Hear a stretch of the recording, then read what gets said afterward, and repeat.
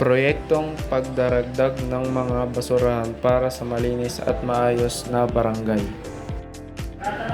Isa sa mga pangunahing problema ng ating barangay ay ang kakulangan ng sapat na basurahan. Dahil dito, marami ang walang malapitan na basurahan at napipilitang itapon ang kanilang basura kung saan-saan.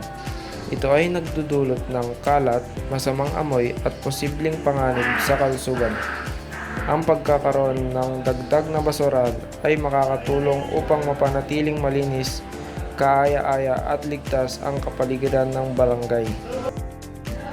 Maraming basurahan, maiwasan ang mga nakakalat na basura, mapangalagaan ang kalikasan ng ating barangay. Isa sa mga pangunahing problema ng ating barangay ay ang kakulangan ng sapat na basurahan. Dahil dito, marami ang walang malapitan na basurahan at napipilitang itapon ang kanilang basura kung saan-saan. Ito ay nagdudulot ng kalat, masamang amoy at posibleng panganib sa kalusugan.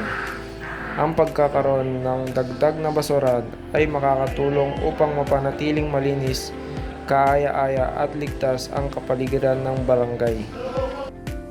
Una, mapapanatili ang kalinisan at kaayusan sa ating barangay. Pangalawa, mabibigyan ng tamang lugar ang mga mamamayan para sa pagtatapon ng basura. Pangatlo, mabawasan ang kalat na nagdudulot ng sakit at masamang amoy. Pangapat, mahihikayat ang lahat na maging disiplinado at responsable sa pagtatapon ng basura. Panglima, may sulong ang waste segregation na makakatulong sa pangangalaga ng kalikasan. Benepisyaryo.